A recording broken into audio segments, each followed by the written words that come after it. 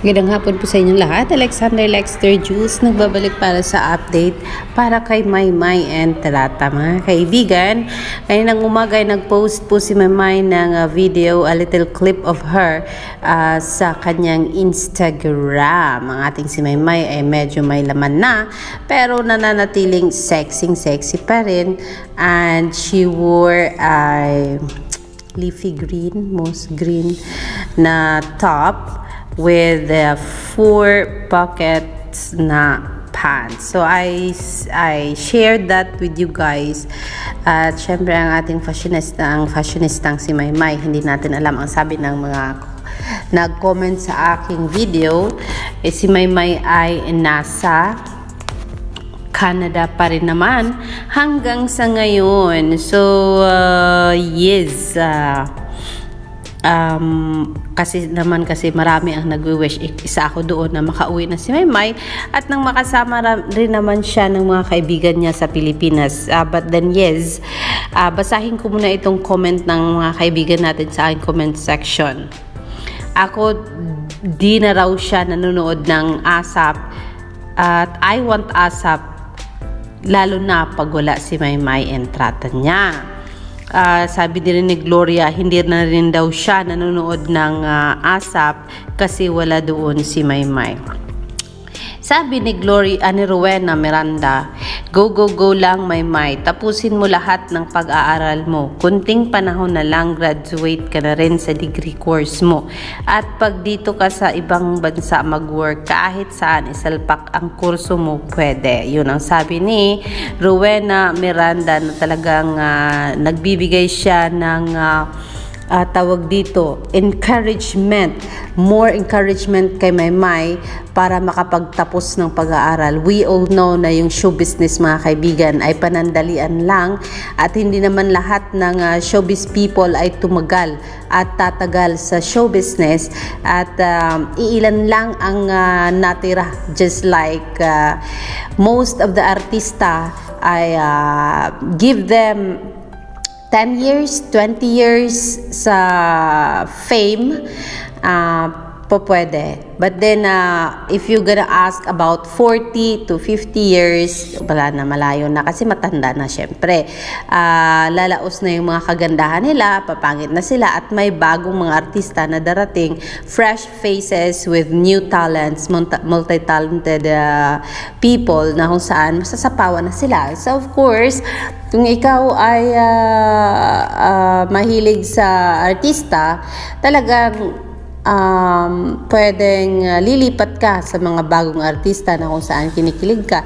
Just like gaya na lang yan na magkahiwalay na si Maymay at saka si Edward, hindi na sila binibigyan ng proyekto ng ABS-CBN, for sure magsawa sa pag-aantay ang mga followers. So kaya tama si Rowena Miranda na binibigyan niya ng more encouragement si Maymay na mag-aral sa abroad para makapagtapos ito ng pag-aaral at makapag-umpisa ng bagong buhay kung ayaw niya ng mag-artista. Alam natin na mahal siya ng management ng ABS-CBN at alam din natin na marami nagmamahal sa kanya, pero kung si Maymay ay mas pipiliin na makapagtapos ng pag-aaral, though ang inaaral niya ngayon ay acting and dancing and singing, syempre at least may mata po siya magamit niya kung gusto niya maging director, kung gusto niya maging tawag dito, producer, yun bang, parang ganun, o kung gusto niya bang maging tawag dito, director ng musical or any show, at least meron siyang knowledge na nakukuha sa abroad. Just like, you know guys, tama din naman talaga ang sabi ni Rowena Miranda na kahit saan pwedeng magtrabaho si Maymay, at lalo na magiging maganda ang future mo, Maymay, kung tatapusin mo yung inaral mo sa Cagayan de Oro, yung online learning mo. Kasi for sure, kahit saan ka pupunta, kung gusto mong maging showbiz personality, pwede. Pero kung gusto mo ng private life at magtrabaho sa kumpanya with your earned degree, so pwede yan, Maymay. So yes, tama ka, Rowena. Let's push Maymay to tawag dito, enter more doors para mas maganda nga naman ang future pag marami kang alam at marami kang natutunan sa pag-aaral mo. At even kahit sinong artista kung lalaos na at walang natapos, mahirapan talaga sila kasi mauubos lang din ang pera nila. Sabi dito ni Elizabetha, hirap naman ang pangalan niya. Kaya pala Elizabetha kasi nagaling siya ng ibang bansa. Thank you for watching my video, Elizabetha. Gladys Pedrera, my mind still in Canada right now. Look at the background at the back, my jacket nakahang sa door, still Canada pa rin kasi malamig. Natama ka naman talaga dyan, Gladys. We don't know yet kailan talaga uwi si Maymay. Tingali gipudan paaaron makauli 5 months ning adto siya Canada month of January karon month of May na 5 months gyud taas iyang stay sa Canada. Giun sa handle iyang finances aside sa commercial mahal value sa dollars kaysa sa pesos. Gamay ra ang pesos currency and dollar.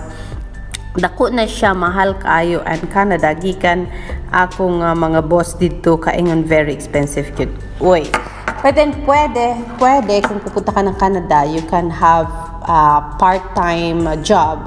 So, that is why maybe itong si Maymay ay hindi masyadong nag-update sa atin. What if nagpa-part-time job si Maymay aside from schooling? Kasi alam naman natin si Maymay, madiskarting bata yan. Yun nga, nag-aaral nga siya noon sa Cagayan ba yun? Ang sabi niya, habang nag-aaral siya kasi wala na siyang pera, nagbebenta siya ng kung ano-ano sa paaralan. O diba? At nag-fashion modeling siya. Sana makapasok si Maymay ng mga fashion whatever sa Canada and then maka-earn siya ng extra money. Pwede siguro yun.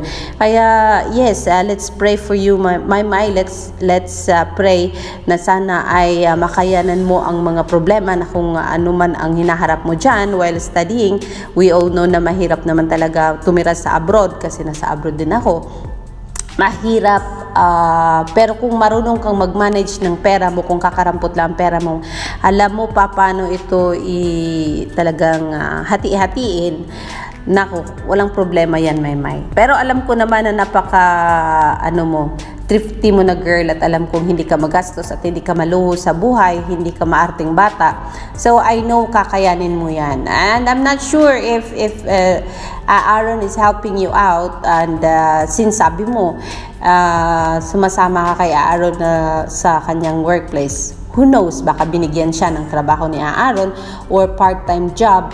So that is why siguro maintindihan natin na ngayon, ayun, tuloy na pag-isip-isip ko, mga kameward, na baka nga itong si Maymay ay nagkaroon ng part-time job sa Canada while doing the acting, learning, singing, and dancing learning at sinasabayan ito ng part-time jobs. Kasi ang alam ko, maraming trabaho sa abroad. Huwag ka lang mamili, magkakaroon ka talaga ng dolyar. So, yes, let's pray for you, Maymay, na sana makayanan mo and magiging magaan ang pag-stay mo sa Canada at hindi ka mahirapan at hindi ka maubusan ng finances. Sabi ni Nori, hello Nori, wow Inday, kahit ano isuot ni Inday, kaya niya talagang dalhin. Yan po ang isa sa magandang bagay na meron si Meridel Maymay Entrata, mga kaibigan, yung talagang versatile, whatever the pronunciation is,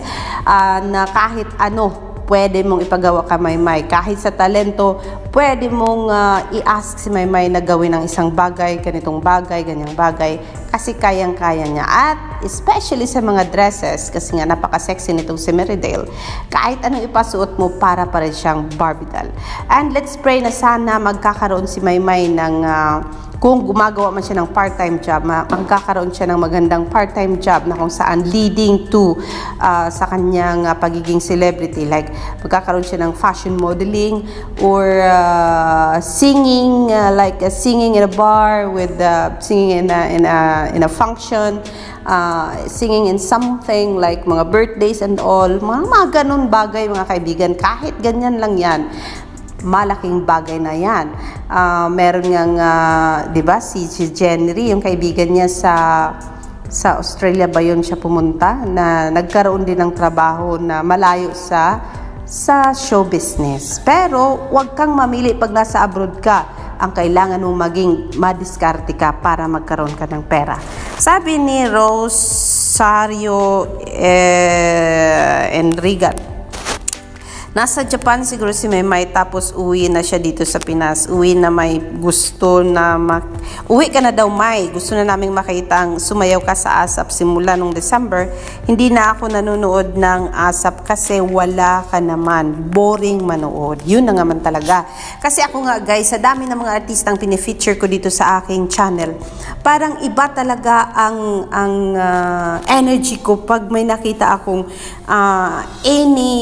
any news article, any tawag dito, chismis or any thoughts ng mga flyers about Maymay. Iba ang talagang energy ko kasi talagang energetic ako. Ang dami, ang bilis ng brain kong tumakbo. Parang ang dami kong gustong sabihin when it comes to Maymay. Pero yung ibang artista, kahit nakikita ko yung mga ginagawa nila sa show business, kahit nasusundan ko anong ginagawa nila, yung mga teleserye nila, yung mga movies nila, yung mga events and activities nila, yung mga engagements nila, pero parang walang appeal sa akin. Parang ang hirap gawan ng vlog. Parang ayoko. Kaya siguro talaga Maymay, ang loyalty ko na sa'yo. Mahal na mahal ka talaga ng aking puso at sinusundan kita. Kaya go lang ng go Maymay, and I am wishing you all the best. All the best, Merrydale, dyan sa Canada. And come home with the bacon. Kasi nga sabi ni Big Brother, bring home the bacon, Maymay. What are you saying? What are you telling me, Big Brother? Ano bang sinasabi mo, Big Brother? Bring home your success. Yun, Merrydale. And we want to see you more successful sa kung ano man ang gusto mong gawin sa buhay mo.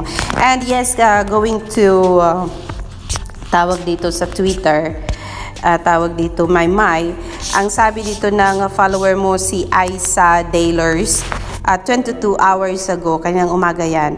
Anyway, there's too much noise out there already. In a way, I'm proud that Maymay chose peace. But I know in my heart that her principles and morals will lead her to the right path. I know Maymay is so good to be true, mga kaibigan. Isang mabait na bata, mapagmahal na anak, mapagmahal na kapatid, mapagmahal na kaibigan, thoughtful, and she always brings happiness. And she always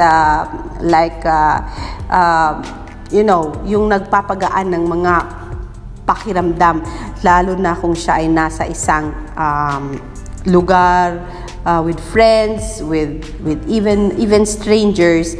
Itong si Maymay ay talagang happiness ang dala, smiles and laughters. And yeah, yung pinili ni Maymay na magkaroon siya ng private life, kung anong ginagawa mo dyan, Merrydale, don't be afraid. Kung nagpa-part-time ka just to earn extra dollar, be proud of yourself kasi isang marangal na trabaho yan. Mas maganda yan kaysa manghingi ka or kaysa mahihirapan ka. So yes, doon ako sa talagang supportive sa mga kung ano man ang gagawin mo. Yan lang for now, and talagang marami rin naman ang sumusubaybay sa iyo, Maymay, na kahit hindi ka masyadong nag-a-update sa amin, every time na may nilalabas ka, talagang lalabas din talaga yan sa Twitter at sa Facebook. So, we are so proud of you, Maymay.